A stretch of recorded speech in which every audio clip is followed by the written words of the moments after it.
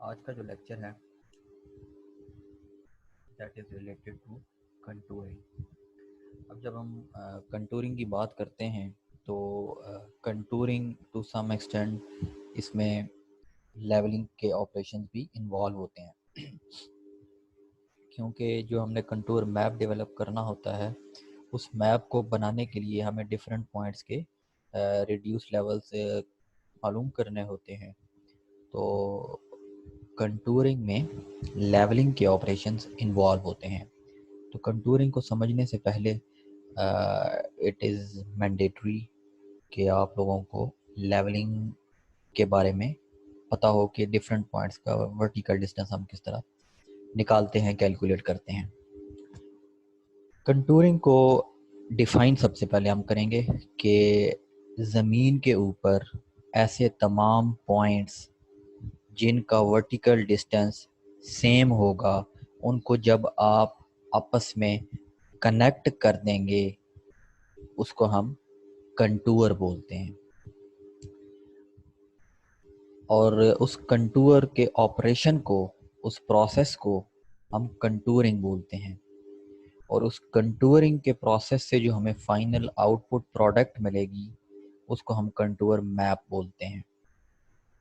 अब ये जो कंटूर मैप हमें फाइनल मिलेगा, इससे हमें जो उस स्पेसिफिक साइट के फिज़िकल करैक्टरिस्टिक्स हैं, जो सरफेस से रिलेटेड फीचर्स हैं और डिफरेंट पॉइंट्स के बीच की जो रिलेटिव हाइट है, उनकी पोजीशन है, उसके बारे में हमें आइडिया मिल सकता है। और फिर हम उस कंटूर मैप को यूज़ करके हम अपने कंस्ट्रक्शन साइट का अर्थवर्क कैलकुलेट कर सकते हैं, यानी कि कट एंड फिल कैलकुलेट कर सकते हैं। फिर हमें ये पता लग सकता है कि हमारा इस टाइम जो स्पेसिफिक कंस्ट्रक्शन साइट है वहाँ पे किस तरह की स्लोप्स हैं। बहुत ज़्यादा स्टीप स्लोप्स तो नहीं है, माइल्ड स्लोप्स तो नहीं है, या ऐसा ना हो कि हमारा जो कंस्ट्रक्शन साइट है वो फ्लैट ग्राउंड है, या उसमें जो अंडुलेशन हैं वो मॉडरेट लेवल्स की हैं। तो जितनी भी साइट से रिलेटेड इंफॉर्मेशन है वो हम उस कंटूर मैप से एक्सट्रैक्ट कर सकते हैं। अब जब हम कंटूर मैप की बात करते हैं तो उसमें डिफरेंट उसके एलिमेंट्स कह लें या उसके डिफरेंट पार्ट्स होते हैं। सबसे पहला और इम्पॉर्टेंट पार्ट हमारे पास होता है कंटूर इंडेक्स लाइन या इंडेक्स कंटूर। ये हमारी मेन कंटूर लाइन भी होती है। फिर ये आप देख सकते हैं स्लाइड में, जो थिक ब्राउन लाइन हमें नज़र आ रही है ये हमारी मेन इंडेक्स कंटूर लाइन है, या मेन कंटूर लाइन है, या इंडेक्स कंटूर लाइन है। और इन दो थिक लाइंस के बीच आपको बारीक या थिन कंटूर लाइन हमें नज़र आ रही होंगी, इनको सिंपल कंटूर लाइंस बोलते हैं। अब जब भी हम अपना कंटूर मैप डेवलप करते हैं तो उसमें हम कोशिश करते हैं कि हर 5 या हर 10 थिन कंटूर लाइंस के बाद हम एक इंडेक्स कंटूर लाइन प्रोवाइड करें। इस इंडेक्स कंटूर लाइन का प्रोवाइड करने का मेन मकसद ये होता है ताकि आप जब एक फाइनल मैप डेवलप करें किसी भी साइट का तो कंटूर लाइंस आपस में अमलगमेट ना हो जाएं, एक दूसरे के साथ बिल्कुल कंजेस्टेड ना हो जाएं और आपको मैप स्टडी करने में आसानी हो। तो मैप में वो स्टडी करने की आसानी की सहूलत देने के लिए हम क्या करते हैं, हर 5 या हर 10 थिन कंटूर लाइंस के बाद हम एक मेन या इंडेक्स कंटूर लाइन प्रोवाइड कर देते हैं। फिर हमारे पास जब हम कंटूरिंग करते हैं तो उसमें दो और चीज़ें आती हैं। एक हमारे पास होता है कंटूर इंटरवल, और दूसरी चीज़ हमारे पास होती है कंटूर इक्वलेंट। अब कंटूर इंटरवल क्या चीज़ होती है? तो जो भी वर्टिकल प्लेन में या वर्टिकल डायरेक्शन में जो वर्टिकल डिस्टेंसेस होंगे दो पॉइंट्स के बीच, उसको हम कंटूर इंटरवल का नाम देते हैं। ये जो कंटूर इंटरवल होता है, ये जब भी हम कंटूरिंग का प्रोसेस स्टार्ट करते हैं तो हमारी कोशिश ये होती है कि हम इस कंटूर इंटरवल की वैल्यू को फिक्स कर लें।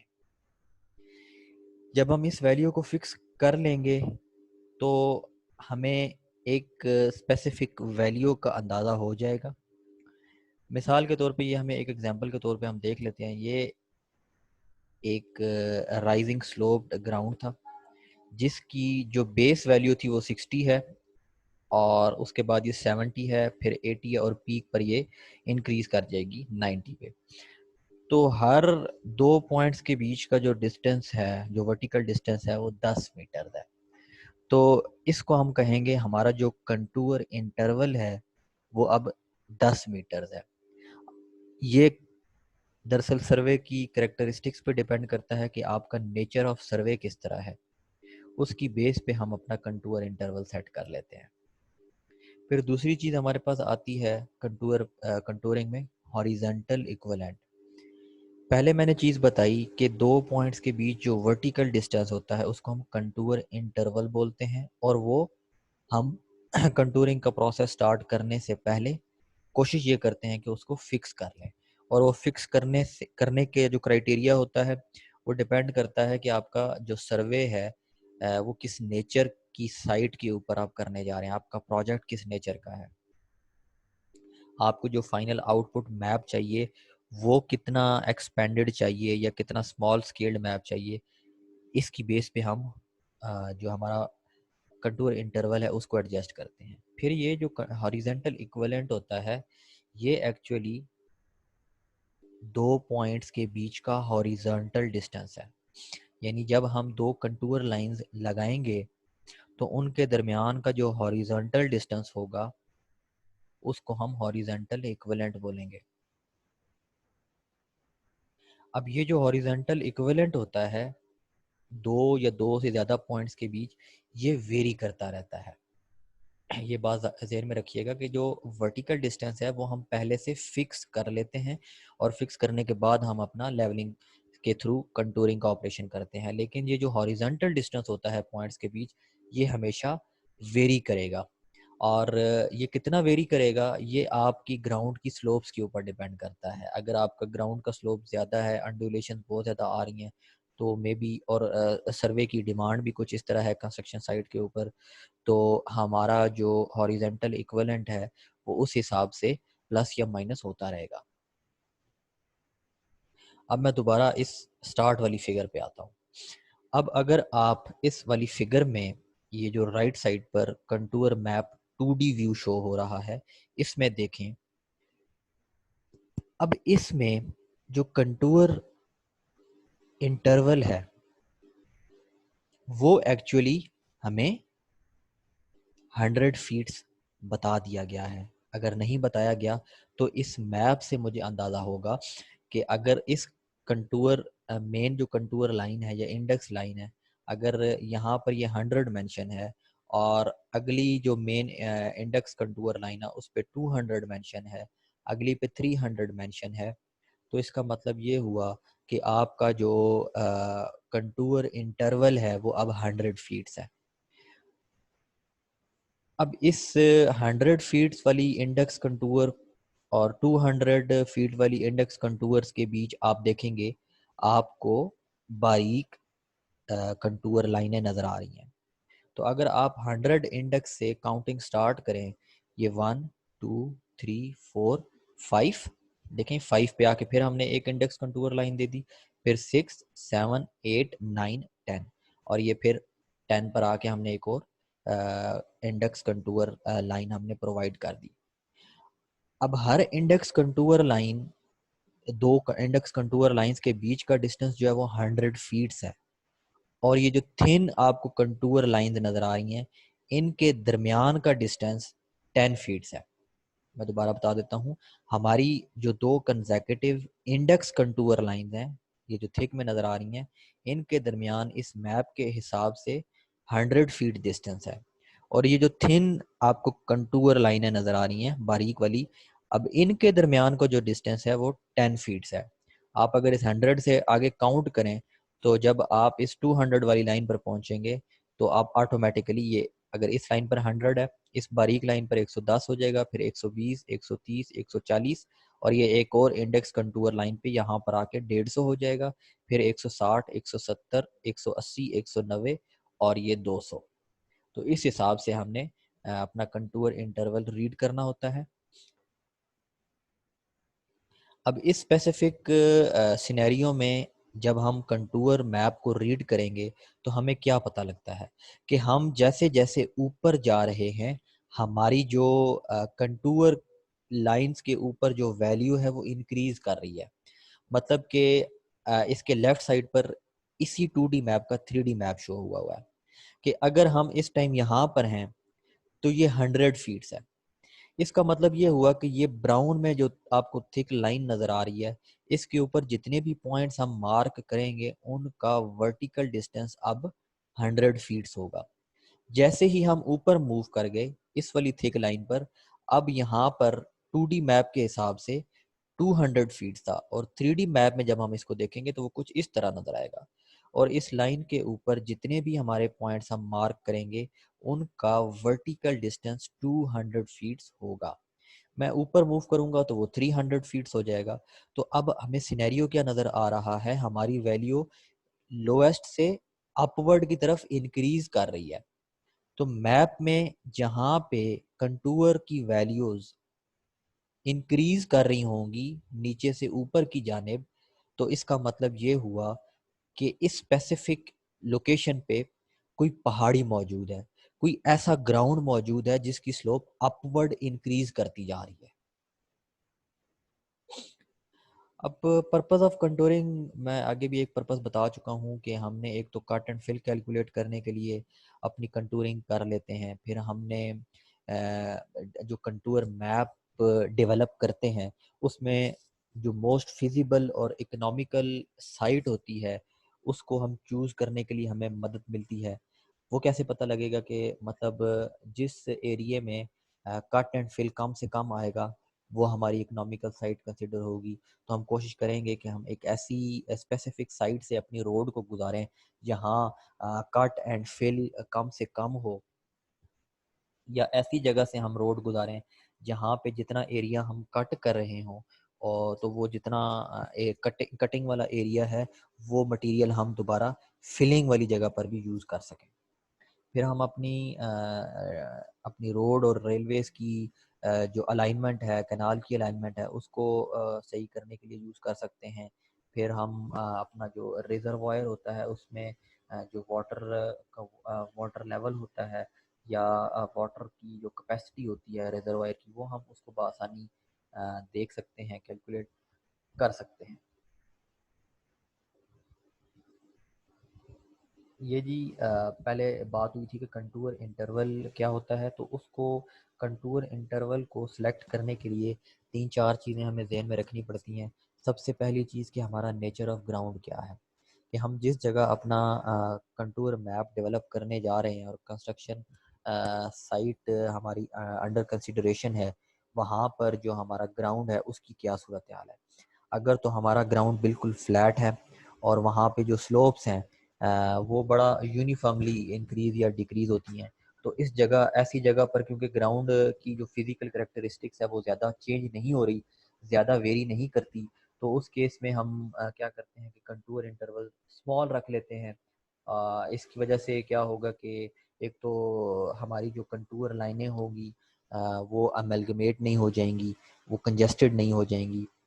फिर अब अगर हम माउंटेनियस रीजन पर जाते हैं वहाँ पर हमारी स्लोप्स जो हैं वो बहुत ज़्यादा स्टीप होंगी, तो उस जगह पर हम अगर कंटूर इंटरवल छोटा रखेंगे तो जो हमारी कंटूर लाइंस बनेगी मैप के ऊपर वो बड़ी कंजेस्टेड हो जाएंगी। तो हम क्या करेंगे, जो माउंटेनियस रीजन होगा वहाँ पे कंटूर इंटरवल थोड़ा एक्सपेंड कर देंगे, थोड़ा लार्ज रख देंगे ताकि हमारी जो कंटूर लाइन है वो बिल्कुल कंजेस्टेड ना आए।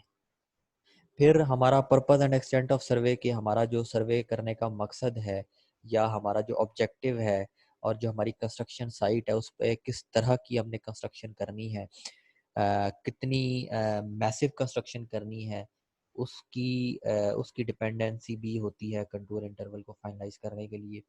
फिर हमारा स्केल ऑफ मैप हमने क्या एडजस्ट करना है कि हमारा जो स्केल हम करना चाह रहे हैं मैप ड्रॉ करने के लिए, अगर हम स्केल स्मॉल रखेंगे तो उसके हिसाब स्मॉल स्केल के हिसाब से हमें कंटूर इंटरवल थोड़ा ज़्यादा करना पड़ेगा, क्योंकि अगर हम स्मॉल स्केल के साथ स्मॉल कंटूर इंटरवल रखेंगे तो अगेन मैप के अंदर लाइनें जो हैं वो कंजेस्टेड आएंगी और हमसे मैप में स्टडी, जो मैप स्टडी है वो मुश्किल हो जाएगी। इसी तरह हमें time and expense of field and work office के हम हमारे पास जो इस स्पेसिफिक साइट पे हमने जो सर्वे करना है उसके लिए हमें टाइम कितना दिया गया है हमारे पास, हमें पैसे कितने प्रोवाइड किए जाएंगे। तो ये सारी चीज़ें मद्देनज़र रखते हुए हम अपना कंटूर इंटरवल फाइनलाइज कर लेते हैं।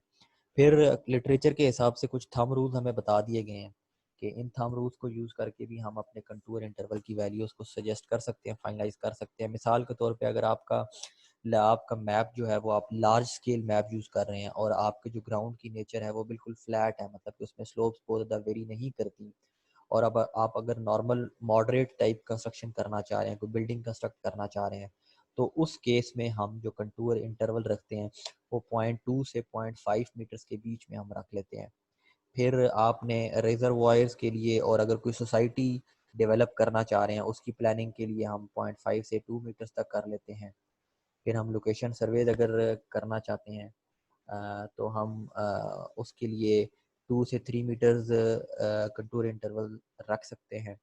लोकेशन सर्वेज एक्चुअली हम अपने जो बाउंड्री लाइंस एस्टेब्लिश करनी होती हैं साइट की, उसकी बाउंड्री लाइंस एस्टेब्लिश करने के लिए जो हम सर्वे करते हैं उसको लोकेशन सर्वेज बोलते हैं। फिर अगर आप का स्केल जो है वो आप मैप ड्रॉ करने के लिए वो स्मॉल रखते हैं और आपका जो एरिया है वो पहाड़ी इलाका है, तो उस केस में मैंने पहले बताया था हम अपना कंटूर इंटरवल थोड़ा ज़्यादा रखते हैं, 3 मीटर्स, 5 मीटर्स, 10 मीटर्स या 25 मीटर्स। अब एक एग्जांपल से देखते हैं कि जी कंटूरिंग एग्जैक्टली होती क्या चीज़ है। एक सिनेरियो हम एज्यूम कर लेते हैं कि जी एक सर्कुलर कोन है, ये सर्कुलर कोन है, इसका जो बेस का डायमीटर है, यानी कि इसकी ये जो बेस है, इस बेस का डायमीटर है जी 5 मीटर्स, और इसकी जो इस बेस से इस चूंच तक का जो वर्टिकल हाइट है, टोटल जो हाइट है वो 5 मीटर्स है। अब हमने करना क्या है, हमने इस जो सर्कुलर कोन है इसकी कंटूर लाइंस ड्रॉ करनी है, और कंटूर लाइंस ड्रॉ करने के लिए हम कंटूर इंटरवल्स पहले से डिटरमिन कर लेते हैं 1 मीटर का, यानी कि बेस से इस नुक्कर तक का जो डिस्टेंस है, टोटल डिस्टेंस वो 5 मीटर है, और मैं कंटूर इंटरवल जो पहले से सजेस्ट कर लेता हूँ ड्रॉ करने के लिए मैप, वो मैं 1 मीटर रख लेता हूँ। अब मैं करता हूँ क्या हूँ कि मैंने 1 मीटर कंटूर इंटरवल सेट कर दिया, तो मैं बेस से स्टार्ट करता हूँ और एक एक मीटर पे इस कोन को मैं स्लाइस करता जाता हूँ। यानी बेस पे अगर 0 है तो यहाँ 0 से मैं 1 मीटर ऊपर मूव करूंगा और इस कोन को मैं स्लाइस कर दिया। फिर मैं 1 मीटर मूव किया, स्लाइस कर लिया, ऊपर मूव किया, स्लाइस कर लिया, ऊपर मूव किया, स्लाइस कर लिया, और मैं इधर टॉप एज तक पहुंच गया। अब ये चीज मैंने आपको 3D में दिखाई है। अब यही चीज अगर हम 2D में ड्रॉ करें, 2D में आपको कुछ इस तरह नजर आएगी। ये इस टाइम आउटर मोस्ट जो एज है, ये इस त्रिकोण का, इस कोन का बेस था। ये अब आप टॉप व्यू देख रहे हैं इस कोन का। यहाँ पर इसका डायामीटर हमें 5 मीटर उसने शो किया था। यहाँ से मैं 1 मीटर ऊपर मूव किया तो मैंने यहाँ पर ये कंटूर मार्क कर ली लाइन, यानी कि इस बेस पर ये जो मैंने एक क्लोज लूप डायग्राम बनाई है, इस कोन के 360 पे घूम के, तो इस पॉइंट पर जितने भी मैं स्टाफ रॉड रख के पॉइंट्स लूंगा उनका डिस्टेंस 5 मीटर्स, या अगर आप इसको 0 तस्वर कर रहे हैं, ये बेस है, तो ये 0 मीटर्स आना चाहिए इन तमाम पॉइंट्स का। अब मैं 1 मीटर ऊपर मूव किया, यहाँ पर जितना भी मैं पॉइंट्स मार्क करूंगा उन सब का वर्टिकल डिस्टेंस 1 मीटर होना चाहिए। मैं थोड़ा और मूव करूंगा, अब मैं 2 मीटर्स पे पहुंच गया, तो इस पे क्लोज लूप में मैं घूमूंगा और जितने भी पॉइंट्स मैं मार्क करूंगा उन सब का वर्टिकल डिस्टेंस अब 2 मीटर्स होना चाहिए। आगे मूव करूंगा तो वो 3 मीटर्स होना चाहिए, आगे मूव करूंगा तो वो 4 मीटर्स होना चाहिए, और जब मैं इसके बिल्कुल एज पे पहुंचूंगा, यानी कि ये इस पॉइंट पे, तो इस एज पे पहुंचते हुए मैं जो भी इंस्ट्रूमेंट को यूज करके लेवलिंग करूंगा, इस एज के ऊपर के सब पॉइंट्स का वर्टिकल डिस्टेंस 5 मीटर्स होना चाहिए। ये एक और एग्जांपल हम देख सकते हैं कि ये इस पहाड़ी की बेस है। यहाँ पे इसका 10 मीटर है, फिर 20 मीटर है, 30 मीटर है, 40 मीटर है, और इस पे ऊपर टॉप पर हम पहुंचेंगे तो 50 मीटर है। यानी कि कंटूर इंटरवल हमने 10 मीटर सेट कर लिया। इस पहाड़ की टोटल हाइट थी 50 मीटर्स। तो इस बेस पे 0 मीटर्स थी। ऊपर मूव किया, कंटूर इंटरवल 10 मीटर्स का था, तो यहाँ से मैं ऊपर 10 मीटर मूव करूंगा। अब इस 10 मीटर पे जब मैं पहुंच जाऊंगा तो मैं स्टाफ रॉड की मदद से इस पूरे पहाड़ के गिर्द हर उस पॉइंट पर घूमूंगा जिसका वर्टिकल डिस्टेंस 10 मीटर्स था। फिर मैं 10 मीटर के जब सारे पॉइंट्स मार्क कर लूंगा, मैक्सिमम पॉइंट्स ले लूंगा, फिर मैं क्या करूंगा, अगेन कंटूर इंटरवल 10 मीटर्स का था, तो मैं इससे 10 मीटर ऊपर मूव करके 20 मीटर्स पे पहुंच जाऊंगा। अब मैं पूरे पहाड़ के गिर्द दोबारा मूव करूंगा और हर उस पॉइंट को सर्च करूंगा जिसका वर्टिकल डिस्टेंस 20 मीटर होगा। फिर मैं ऊपर मूव करूंगा तो हर उस पॉइंट को मैं सर्च करूंगा जिसका वर्टिकल डिस्टेंस 30 मीटर होगा। और मैं सेम इन्हीं स्टेप्स पे जब इस पॉइंट के इस पहाड़ी के पीक पर पहुंचूंगा तो इस पीक पर मैं वो तमाम पॉइंट सर्च करूंगा जिनका वर्टिकल डिस्टेंस 50 फीट्स होगा, और उनको मैं फिर एक क्लोज्ड लूप की शेप में आपस में कनेक्ट कर दूंगा। और ये नीचे आपको नजर आ रहा है। इस तरह करके जब आप इसको 2D में टॉप व्यू देखेंगे तो ये कंटूर मैप इस तरह करके आपको नजर आएगा। अब इस कंटूर मैप के ऊपर आपको ये इंडेक्स लाइन के ऊपर नजर आ रहा होगा 10 मीटर्स, 20 मीटर्स, 30 मीटर्स, 40 मीटर्स। ठीक है, इन दो इंडेक्स कंटूर लाइंस के बीच आपको अगर मैप पर देखेंगे, एक डिटेल्ड मैप में देखेंगे, तो आपको बारीक कंटूर लाइनें नजर आएंगी। और हर कंटूर एक कंटूर लाइन का डिस्टेंस फिर 2 मीटर हो जाएगा अगर वो 10 कंटूर लाइन आपको शो कर रहा है। ये एक और एग्जांपल आप देख सकते हैं कि ये हमारे पास बेस थी और टोटल हाइट हमारे पास जो हमने मैयर की है वो 4000 फीट्स है। तो अब मैंने कंटूर इंटरवल रख लिया 500 फीट्स। तो मैं यहाँ से बेस से 500 फीट ऊपर मूव करूँगा और जितने भी पॉइंट्स हैं जिनका वर्टिकल डिस्टेंस 500 फीट है तो उनको मैं सर्च कर लूँगा। फिर मैं ऊपर मूव करूँगा 500 फीट और 1000 फीट पे पहुँच गया। अब मैं वो तमाम इस पहाड़ के स्पेसिफिक लोकेशन पे पॉइंट सर्च करूँगा जिनका वर्टिकल डिस्टेंस 1000 फीट्स होगा। फिर मैं ऊपर मूव करूँगा 1500, फिर 2000, 2500, 3000, 4500, और जब मैं इसकी पीक पर पहुँचूंगा तो 4000। तो अब इस पीक पे मैं वो तमाम पॉइंट सर्च करूँगा जिनका वर्टिकल डिस्टेंस 4000 फीट्स होना चाहिए। जब मैंने सारे पॉइंट्स सर्च कर लिए, क्लोज्ड लूप में मैं घूम गया, तो मैं इन तमाम पॉइंट्स को जिनका वर्टिकल डिस्टेंस सेम था उनको मैं एक एक लाइन के साथ कनेक्ट कर दूंगा। तो 0 फीट वाले तमाम पॉइंट्स को मैंने कनेक्ट कर दिया और एक क्लोज लूप बन गई। 500 फीट वाले तमाम पॉइंट्स को मैंने आपस में कनेक्ट कर दिया और एक और क्लोज लूप शेप डायग्राम मतलब सर्कल बन गया। 1000 फीट वाले जितने भी पॉइंट्स थे मैंने मार्क किए हुए थे उनको कनेक्ट कर दिया। इसी तरह 2000 वालों को कनेक्ट किया, 2500, 3000, 3500, और जब मैं इस पहाड़ी की पीक पर पहुंचता हूं तो 4000 फीट वाले जितने पॉइंट्स मैंने मार्क किए थे उनको मैं आपस में जब इस तरह क्लोज लूप में कनेक्ट करूंगा तो मेरे पास फाइनल जो कंटूर मैप टॉप व्यू जो उसका आएगा वो कुछ इस तरह का आपको नजर आएगा। ये सेम दोबारा वही स्टेप्स पे एग्जांपल सॉल्व की गई है। दो पहाड़ियां हैं जिसकी बेस 0 मीटर से स्टार्ट हुई है और ये 10 metre, 20 metre, 30 metre, 40 metre, 50 metre तक गया है। कंटूर इंटरवल 10-10 मीटर का रखा है और इसके हिसाब से ये ऊपर आप देखें आपको कंटूर लाइंस मार्क होती हुई नजर आ रही हैं। अब हम कैरेक्टरिस्टिक्स देख लेते हैं जी कंटूर लाइंस के।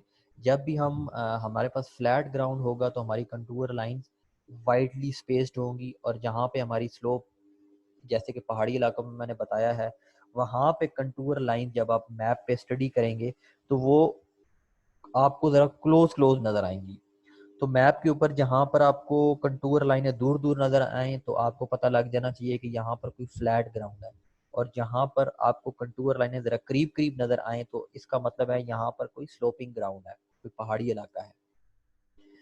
जहाँ पर आपकी कंटूर लाइनें एक दूसरे के उनके दरमियान का जो डिस्टेंस है वो बिल्कुल यूनिफॉर्म है, मतलब मैप के ऊपर आप देख रहे हैं कि वो चेंज नहीं हो रहा, तो उस केस में आपको पता लग जाना चाहिए कि यहाँ पर कोई ऐसा ग्राउंड है या स्लोप है जिसकी जो स्लोप है वो बड़ी यूनिफॉर्म सी है, यानी कि वो बहुत ज़्यादा चेंज नहीं होती। अच्छा जी, जब भी हमारे पास कोई हिली इलाका होगा, यानी कि कोई ऐसा ग्राउंड होगा जहाँ पर हमारे पास कोई पहाड़ होगा या कोई छोटी हिल होगी या कोई राइजिंग ग्राउंड होगा, तो मैप में जब भी आप स्टडी करेंगे ऐसी स्पेसिफिक लोकेशन की जो वैल्यूज होंगी वो हायर वैल्यूज से हम लोअर वैल्यूज की जानिब जाएंगे। यानी कि आप अगर ये एग्जांपल देखें और इसका ये 2D मैप देखें, ये नीचे जो आपको शो हो रहा है, यहाँ पर हमारे पास जो सबसे छोटे वाला सर्कल है इसमें वैल्यू है 80, फिर ये डिक्रीज हो रही है 75, फिर 70, फिर 65, फिर 60। अब आप ये देखें, आप हाईएस्ट वैल्यू से लोएस्ट वैल्यू की तरफ आ रहे हैं, मतलब कि अब आप पहाड़ की टॉप मोस्ट पॉइंट पर खड़े हैं और आप आहिस्ता आहिस्ता नीचे की जाने मूव कर रहे हैं। तो मैप के ऊपर जब भी कुछ ऐसा सिनेरियो हो कि जहाँ पर आप अपने मैक्सिमम वैल्यू से आपकी जो वैल्यू है वो डिक्रीजिंग जा रही हो, कि वैल्यू आपकी जो मैक्सिमम है वो डिक्रीज हो रही है, इसका मतलब है मैप के ऊपर उस जगह पर कोई स्लोपिंग ग्राउंड मौजूद है, कोई पहाड़ी मौजूद है। इसी का रिवर्स केस अगर आप देखें राइट साइड पर, कि डिप्रेशन है यहाँ पे, कि वैल्यूज आपकी लोएस्ट से हाईएस्ट की तरफ जा रही है। कि सबसे पहले हमारे पास 60 थी, फिर हम थोड़ा आगे मूव किया 70 या 65 हुई, फिर 70, 75 और 80। अब आप देखें आपकी वैल्यूज ग्रेजुअली लोएस्ट से हाईएस्ट पॉइंट की तरफ जा रही हैं। तो जब भी वैल्यूज हमारी लोएस्ट से हाईएस्ट पॉइंट की तरफ जाती हैं तो मैप पर आपको पता लगेगा कि ये स्पेसिफिक लोकेशन जो है, यहाँ पर कोई डिप्रेशन, कोई खाई मौजूद है। ये एक और एग्जांपल देख सकते हैं, ये रिजर्वायर की एग्जांपल है लेफ्ट साइड पर। ये अब डिप्रेशन शो हो रहा है, वैल्यूज 86, फिर 90, 95 और 100, वैल्यू स्मॉलेस्ट से इंक्रीज करती हुई जा रही है हाईएस्ट की तरफ। तो ये हमारा डिप्रेशन था, पॉन्ड था इसलिए डिप्रेशन है, खाई है। फिर राइट साइड पर आप देखें, वैल्यू पहले थी हमारे पास 637, मतलब हाईएस्ट वैल्यू थी, फिर ये डिक्रीज हुई 600, फिर 650, फिर 500। अब आप ये देखें हिल के केस में हम मैक्सिमम से वैल्यू डिक्रीज हो रही है, इसलिए ये मैप पर जब भी इस तरह का सिनेरियो हो तो आपको पता लग जाएगा कि यहाँ पर कोई हिल मौजूद है।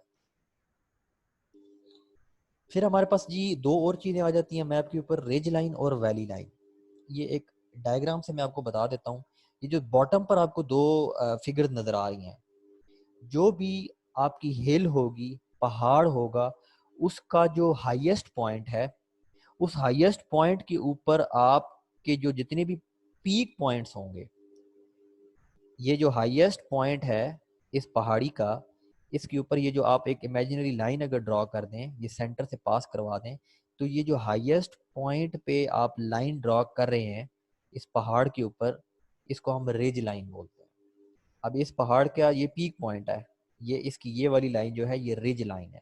और इस फिगर में आप देखें तो इसकी रिज लाइन आप यहाँ से यू मूव करते आएंगे, ये आपकी इसकी रिज लाइन है। तो रिज लाइन एक ऐसी मैप के ऊपर पॉइंट है जहाँ पर आपको ये शो होगा कि आपका ये जो राइजिंग ग्राउंड है या आपका जो पहाड़ है, आपके उस पहाड़ का जो टॉप मोस्ट सरफेस है उसको हम रिज लाइन बोलते हैं। इसका अंदाज़ा कैसे होगा, ये हमारे पास मैप के ऊपर यू शेप लाइनों में नज़र आएगी आपको। जब भी आपको मैप के ऊपर यू शेप्ड लाइनें नज़र आएं और साथ में आपको जो वैल्यूज़ हैं वो मैक्सिमम से आप डिक्रीज करते चले जाएं, तो इसका मतलब है यहाँ पर कोई रिज लाइन मौजूद है। यानी कि यहाँ पर कोई पहाड़ मौजूद है और उस पहाड़ की जो हाईएस्ट वैल्यू है, उस हाईएस्ट वैल्यू पे जो लाइन है उसको हम रिज लाइन बोलते हैं। और ये जो मैप के ऊपर वैली लाइन है ये वी शेप्ड में आपको नजर आती है। और इसकी ये डायग्राम आप देखें, ये ऊपर वाली दो फिगर्स आपको जो नजर आ रही हैं, अब ये देखें ये एक डिप्रेशन है और इस डिप्रेशन में ये जो लोएस्ट पॉइंट है, इस लोएस्ट पॉइंट को हम वैली लाइन बोलते हैं। वैली लाइन जो है वो हमेशा डिप्रेशन वाली सिनेरियो पे आएगी और जो रिज लाइन है ये हमेशा हिल वाली सिनेरियो पे आएगी। फिर हमारे पास फाइनल दो केसेस आते हैं कि आपके पास बाज़ औक़ात जो कंटूर लाइंस हैं वो एक ही पॉइंट से स्टार्ट होती हैं और एक ही पॉइंट पर आकर फिनिश होती हैं।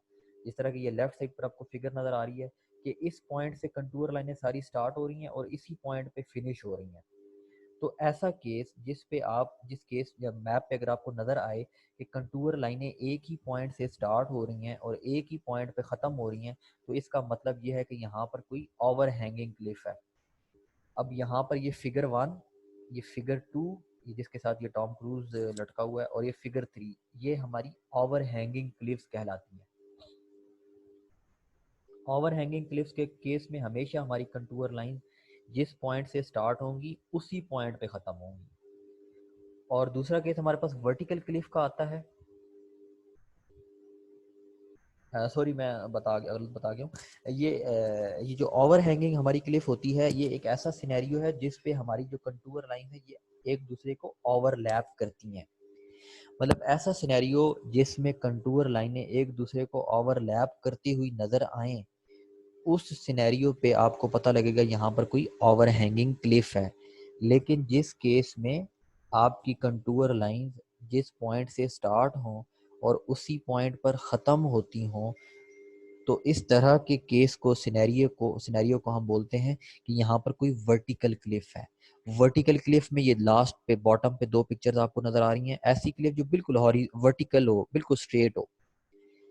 तो ऐसी वर्टिकल क्लिफ के केस में हमारी जो कंटूर लाइंस हैं वो जिस पॉइंट से स्टार्ट होंगी उसी पॉइंट पर खत्म होंगी।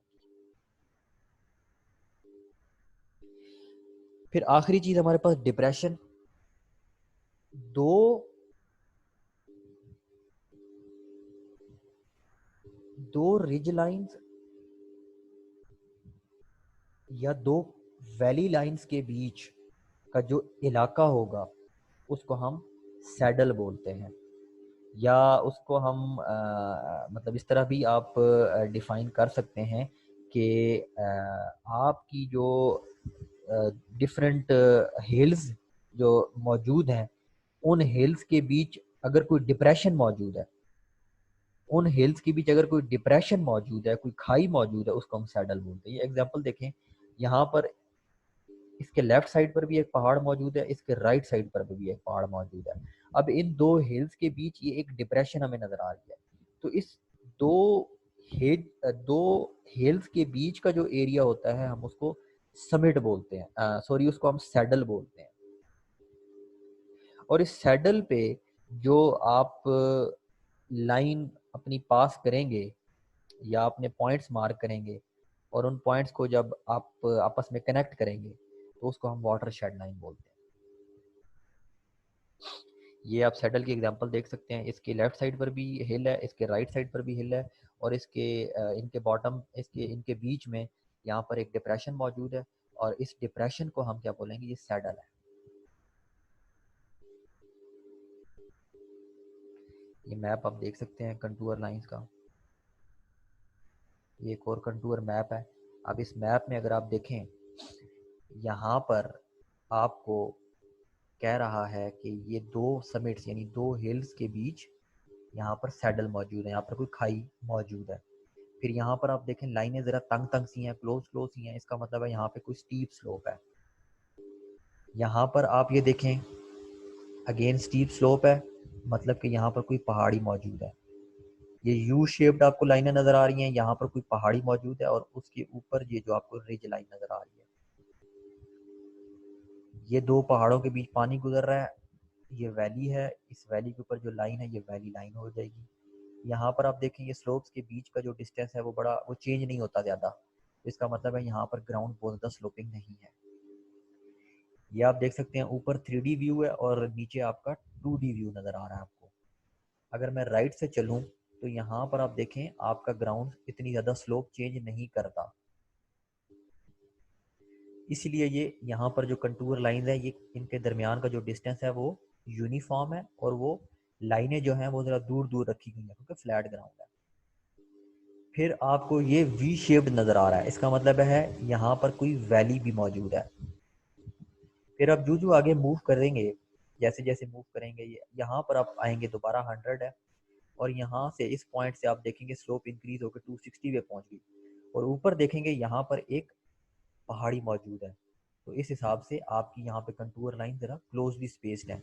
तो इनका मतलब आपको समझ लग गया अब कि क्लोजली स्पेस्ड लाइन होंगी तो यहाँ पर कोई स्टीप स्लोप है। अब यहाँ पर वैल्यू 100 से 260 यानी कि पॉजिटिव इंक्रीज हो रहा है, तो इसका मतलब है यहाँ पर कोई पहाड़ी मौजूद है। इसके बाद दोबारा फ्लैट ग्राउंड है, दोबारा हमारी स्लोप जो है 260 से डिक्रीज हो रही है 200 पे, यानी कि इस पॉइंट से जैसे ही आप नीचे मूव करेंगे अब आपकी स्लोप डिक्रीज हो रही है, ग्राउंड आपका डाउनवर्ड जा रहा है, लेकिन फ्लैट ग्राउंड है, यूनिफॉर्म स्लोप है, इसलिए कंटूर लाइन दोबारा खुली खुली करके उनको प्लेस कर दिया गया है। ये एक और मैप देख सकते हैं आप, इसमें भी सेम वही सिनेरियो है। लेफ्ट से अगर आप चलें पहाड़ी है, फिर आप आहिस्ता आहिस्ता मूव करेंगे, स्लोप नीचे को आ रही है, फिर वैली आ जाती है, और फिर दोबारा आप राइट साइड पे मूव करेंगे तो आपकी स्लोप दोबारा अपवर्ड इंक्रीज करेगी। ये एक और मैप है, ये एक और मैप है जी, इसको स्टडी कीजिएगा आप लोग।